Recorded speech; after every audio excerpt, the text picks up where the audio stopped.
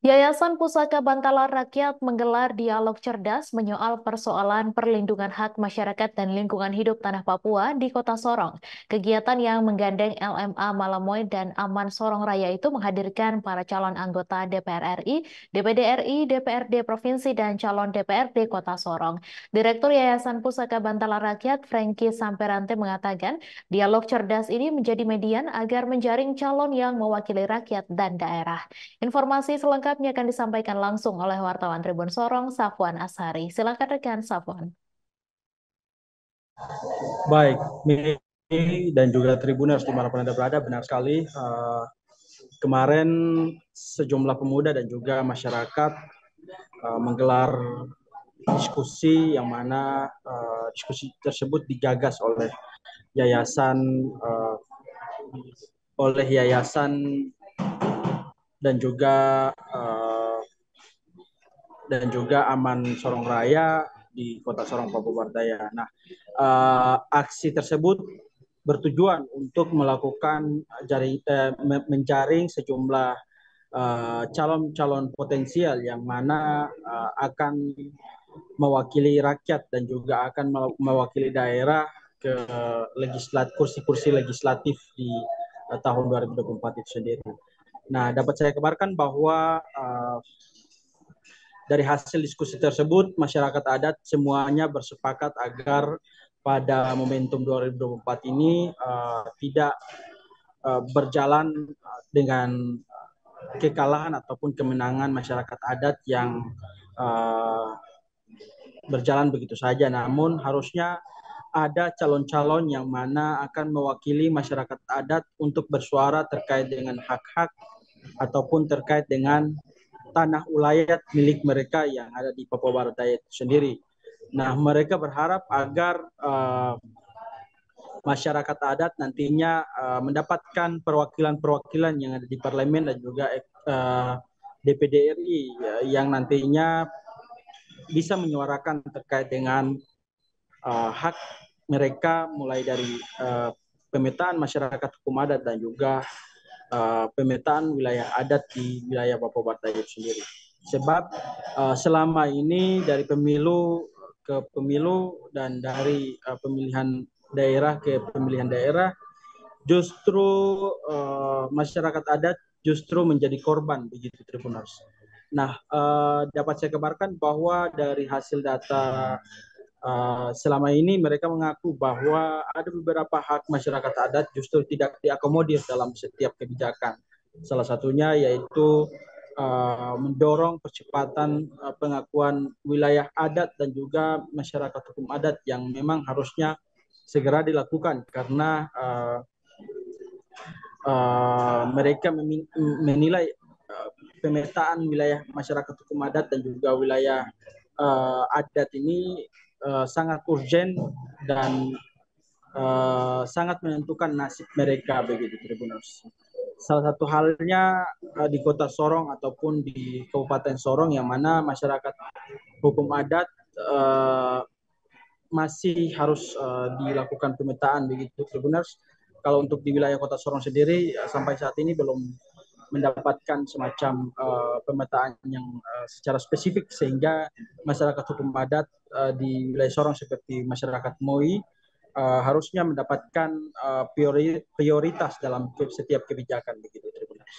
Mereka meminta agar lewat momentum ini para caleg-caleg ataupun para calon anggota DPD RI ini bisa menjadi perwakilan rakyat ataupun perwakilan wilayah adat sehingga nantinya bisa bersuara lebih lantang di legislatif untuk perubahan-perubahan kebijakan yang nantinya berpihak kepada masyarakat adat begitu.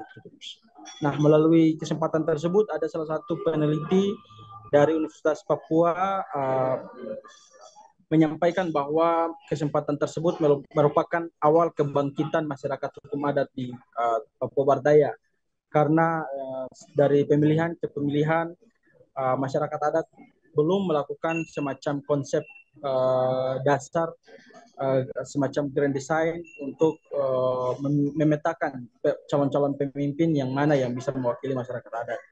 Nah, lewat momentum tersebut beliau berharap agar konsep-konsep yang dilahirkan oleh masyarakat adat dan juga yang disepakati oleh calon-calon ini bisa nantinya dibunyikan di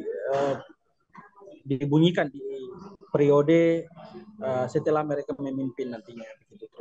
Sehingga masyarakat adat dari tahun ke tahun bisa mengalami perubahan dan mereka juga bisa diakomodir dalam setiap kebijakan-kebijakan eksekutif maupun legislatif nantinya, begitu. Nah, selain itu salah satu calon legislator ataupun senator dari Papua Barat Daya menjelaskan bahwa momentum ini merupakan momentum sakral karena masyarakat adat sudah mulai melakukan semacam langkah maju untuk melakukan pemetaan terhadap hak-hak ataupun terhadap wilayah adat yang mereka punya. Selain itu, mereka juga meminta agar para calon ini bisa mewakili wilayah adat mereka sehingga bisa berbicara soal hak wilayah mereka, soal masyarakat hukum adat di Papua Barat Daya, sehingga kedepannya mereka juga bisa diakomodir dalam setiap kebijakan. Nah, lewat momentum itu beliau mengapresiasi masyarakat adat yang sudah mulai melakukan langkah maju kepada titik di mana mereka mempertemukan antara masyarakat adat dan juga calon-calon legislator ini sehingga nantinya bisa menyuarakan aspirasi yang memang pro terhadap masyarakat hukum adat itu sendiri. Sekian, Mei. Baik, terima kasih rekan Sofwan atas laporan Anda, dan Tribunars wartawan kami juga telah menghimpun wawancara dengan Direktur Yayasan Pusaka Bantala Rakyat, akademisi Universitas Papua, serta calon anggota DPD RI Dapil Papua Barat Daya. Berikut tayangannya untuk Anda. Ya, ini kita beri judul namanya Dialog Cerdas.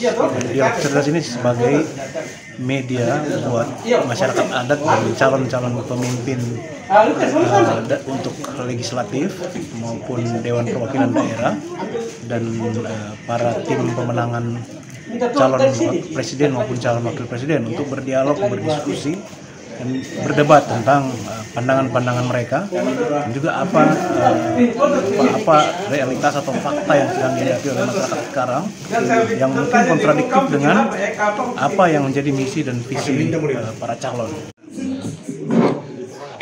Kegiatan hari ini sebenarnya itu saya lihat sebagai kegiatan yang positif, kegiatan yang berkontribusi kepada masyarakat Papua, terutama beberapa masyarakat, anggota masyarakat Papua yang akan terjun ke dalam pemilihan legislatif di tahun yang akan datang. Tujuannya saya pikir dari kegiatan ini yang baik itu adalah ini kegiatan yang baik sekali karena ini bagian dari komitmen kita, kami sebagai anak-anak Papua yang nantinya atau dengan pengalaman yang ada di legislatif selama 2 periode ini kurang lebih 7 tahun mengabdi di sana. Ini bagian dari perjuangan kita bersama-sama dengan masyarakat adat, karena hak-hak masyarakat adat yang terabaikan, misalkan hutan adat yang diambil, perusahaan-perusahaan besar, perusahaan-perusahaan perkebunan. Download Tribun X sekarang, menghadirkan lokal menjadi Indonesia.